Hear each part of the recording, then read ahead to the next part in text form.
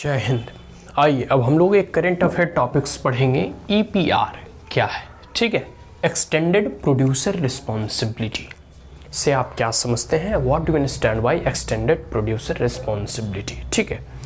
तो इससे पहले यह न्यूज में क्यों था इसके बारे में जान लेते हैं। रिसेंटली जो है मतलब सरकार के द्वारा यह कहा गया है कि जो टायर के प्रोड्यूसर्स हो, ठीक है, मतलब जो टायर को कोई भी टायर्स मतलब गाड़ी का, वाहन का टायर जो प्रोड्यूस करते हैं वो उनकी ये रिस्पॉन्सिबिलिटी आती है कि उसके वेस्टेज को वह रिसाइकल करे, ठीक है, उसको एक प्रकार से रीयूज करे, ठीक है, ताकि इन्वायरमेंट और वातावरण में जो उससे संबंधित पॉल्यूशन है उसे कम किया जा सके, उसके नेगेटिव जो इम्पैक्ट पड़ते हैं वातावरण पर उसे जो है रिड्यूस किया जा सके।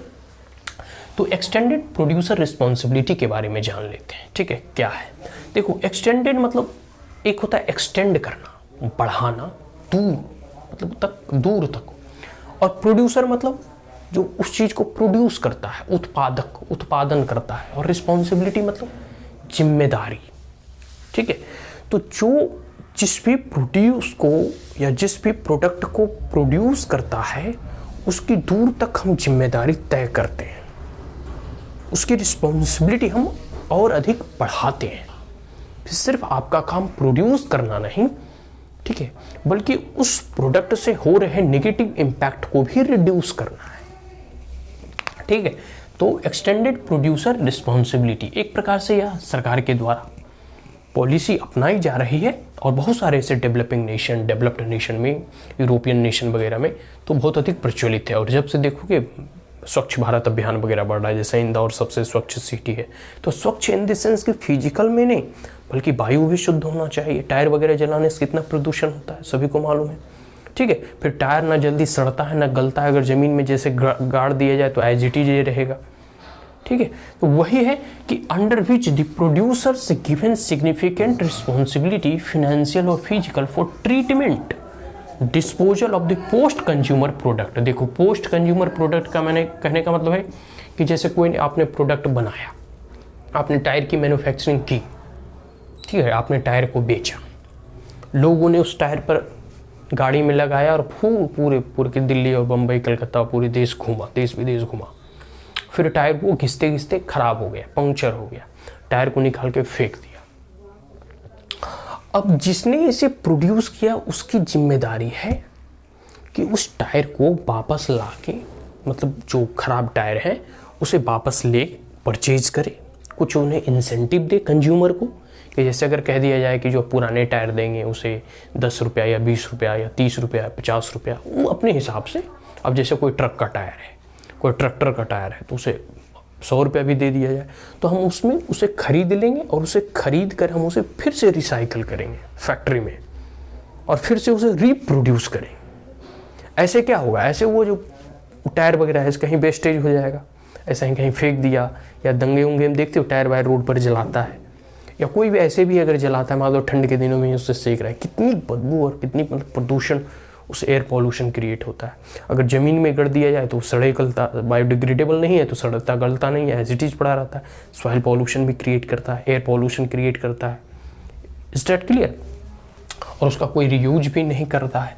तो पोस्ट कंज्यूमर प्रोडक्ट जो कंज्यूमर ने यूज कर लिया है, वैसे प्रोडक्ट को जो अब यूजलेस है कंज्यूमर के लिए, उसे आप रीपरचेज करें। आपकी एक्सटेंडेड रिस्पॉन्सिबिलिटी है, एक प्रकार से आपका बढ़ा हुआ जिम्मेदारी है कि आप उस प्रोडक्ट को आप जो है वापस रिपरचेज करें, उसका रिसाइकल करें और कोई एक नया प्रोडक्ट बनाएं। और अगर वो रीयूजेबल नहीं है तो उसे रोड वगैरह बनाने में या ब्रिक्स वगैरह, सीमेंट वगैरह में, जो भी जहां भी उसका यूज हो सकता है वहां उसका राइटफुल यूज करें, ठीक है। मतलब बेस्ट टू वेल्थ, क्लियर, ये कॉन्सेप्ट पे ये काम करता है। तो यही है एक्सटेंडेड प्रोड्यूसर रिस्पॉन्सिबिलिटी। इससे होगा क्या, एडवांस होगा सर्कुलर इकोनॉमी। तो हमेशा भारत के पास कोई भी चीज़ हम खरीदते हैं तो रॉ मटेरियल बाहर से लाते हैं, कोई भी चीज़ हम खरीदते हैं तो बहुत सारी ऐसी चीज़ें हैं जो हमें बाहर से परचेज करना पड़ता है, उसके लिए हमें एक्स्ट्रा फंड, एक्स्ट्रा इन्वेस्टमेंट की ज़रूरत पड़ती है। अगर सर्कुलर इकोनॉमी को बढ़ावा दिया जाएगा तो जो वेस्टेज पड़े हैं उससे वेल्थ क्रिएट होगा, लो इनपुट पर अधिक आउटपुट आएगा। फॉर एग्जाम्पल इतने हम लोग मोबाइल चलाते हैं, इतने लैपटॉप है, टीवी है, पीसी है, इलेक्ट्रॉनिक वेस्ट क्रिएट होता है। और इलेक्ट्रॉनिक वेस्ट से जो है अगर उसके पार्ट्स को हम रीयूज कर लेंगे तो बहुत अच्छा है, और नहीं तो उसमें बहुत सारे ऐसे जैसे लीड हो गया, या फिर मतलब एक प्रकार से कह सकते हैं ना कि ई वेस्ट में इलेक्ट्रॉनिक वेस्ट कह सकते हैं, जो वेट्स होता है उसमें जो है बहुत सारे ऐसे रीयूजेबल मेटल वगैरह निकल सकते हैं, जो कि फर्दर कोई न्यू प्रोडक्ट को बनाने में उसे हम रीयूज कर सकते हैं। तो ई बेस्ट जहाँ भी होता है वह भी जो ई प्रोड्यूसर्स हैं, इलेक्ट्रॉनिक के प्रोड्यूसर्स हैं, जो टीवी वगैरह, एलईडी वगैरह, या फिर जो भी मतलब कंप्यूटर या लैपटॉप वगैरह बनाते हैं, उनका यह दायित्व है कि आप कुछ इंसेंटिव देके, जो पुराने लैपटॉप नहीं चल रहे हैं, कंपनी को बेच दो, कंपनी आपको कुछ अगर इंसेंटिव देती है तो ठीक है। इस प्रकार से जो है कंपनी जो है एक रिसाइकल में आएगा, ठीक है, सर्कुलर इकोनॉमी में, ठीक है। इससे कंज्यूमर को भी बेनिफिट होगा कि अगर फर्दर रीयूज मटेरियल से एक नया प्रोडक्ट, नया डिवाइस बन के क्रिएट होता है तो उसका कॉस्ट भी आने वाले समय में कम होगा। आगे है डिक्रीजेज इन्वायरमेंटल इम्पैक्ट, और जो वातावरण पर इसका इम्पैक्ट पड़ता है, बिजी हो जी अभी, वातावरण पर जो इम्पैक्ट पड़ता है ना, डिक्रीजेज इन्वायरमेंटल इम्पैक्ट, जो वातावरण पर इसका नेगेटिव इम्पैक्ट पड़ता है। जैसे जो ई वेस्ट वगैरह होता है उसे या तो हम लोग बाहर फेंक देते हैं, या फिर हम कचरे वाले को दे देते हैं, या फिर मतलब एक प्रकार से कह सकते हैं ना कि उसका जो वातावरण पर नेगेटिव इम्पैक्ट पड़ता है उसे हम रिड्यूस कर सकते हैं अगर हम रीयूज, रिसाइकल और एक प्रकार से रिप्रोड्यूस के फॉर्मूले पे काम करूं तो। आगे है जो भी प्रोडक्ट और पैकेजिंग वगैरह होता है, जैसे जितने भी हम लोग फ्रूट्स, वेजिटेबल्स या फिर मिल्क वगैरह, दूध वगैरह हम लोग जो परचेज करते हैं, वो जो है हमें एक प्रकार से पैकेज में, प्लास्टिक के पैकेज में, और प्लास्टिक के पैकेज जो है हर जगह देखते हुए आप कहीं भी, आप रोड साइड में, घर में, हम लोग वेजिटेबल वगैरह जब खरीदने जाते हैं तो वो प्लास्टिक में हम खरीदते हैं, और उस प्लास्टिक को लाके यूज एंड थ्रो की प्लास्टिक होती है, उसको हम रीयूज नहीं करते हैं, एज इट इज़ बेस्ट कर देते हैं। वो जो है इन्वायरमेंट को एक प्रकार से कह सकते हैं इन्वायरमेंट पे निगेटिवली इम्पैक्ट करता है। उसे जो कह सकते हैं रोड पे चल कुत्ते वगैरह होते हैं या गाय वगैरह होते हैं, पशु वगैरह होते हैं, उसे मतलब एक प्रकार से खा जाते हैं, उसे डाइजेस्ट नहीं कर पाते हैं। फिर जो माइक्रो प्लास्टिक होती है, जो ओशियन वगैरह में, जो समुद्र वगैरह में डिस्चार्ज हो जाते हैं, सही चले जाते हैं, ठीक है। जो कॉस्मेटिक यूज वगैरह हम लोग करते हैं उससे भी प्लास्टिक निकलता है। तो जो मछलियाँ वगैरह है उस पर भी कह सकते हैं, जो मेराइन जो मतलब कह सकते हैं ना कि क्रिएचर्स हैं, उस पर भी जो है वो निगेटिवली इम्पैक्ट पड़ता है। तो प्लास्टिक वगैरह का भी यूज को एक प्रकार से एक्सटेंडेड रिस्पॉन्सिबिलिटी के माध्यम से हम जो भी प्लास्टिक के मैन्युफैक्चरर हैं, प्रोड्यूसर्स हैं, उसे हम कहेंगे कि आप इसे फिर से रिसाइकल के माध्यम से इसे फिर से इसका जो है एक प्रकार से आप इसे कंज्यूमर से, अगर एक बार कंज्यूमर उसे यूज कर लिया है, जैसे दूध का पैकेट है, तो आप 50 पैसे या 1 रुपीज़ में आप कह सकते हैं कि आप इसे अगर वापस करेंगे तो आई विल प्रोवाइड 1 रुपीज़। तो इस प्रकार से आप जो है उसे जो है आप दोबारा कंज्यूमर से आप उसे वापस ले सकते हैं, उसे कुछ इंसेंटिव देके। इससे क्या होगा, प्लास्टिक का जो वेस्टेज है वह भी कमेगा। फिर आपको न्यू प्लास्टिक उसे रिसाइकल करके बना सकते हैं, और हम इससे जो है बहुत बड़ा कह सकते हैं कि वातावरण के ऊपर हो रहे नकारात्मक प्रभाव पर को भी कमा सकते हैं। आगे प्रमोट प्रिंसिपल ऑफ पॉल्यूटर पे, कहने का मतलब है कि ऐसा प्रिंसिपल्स, इस प्रिंसिपल्स और इस थेसिस पे काम करेंगे कि जो पॉल्यूट करेगा दे हैव टू पे।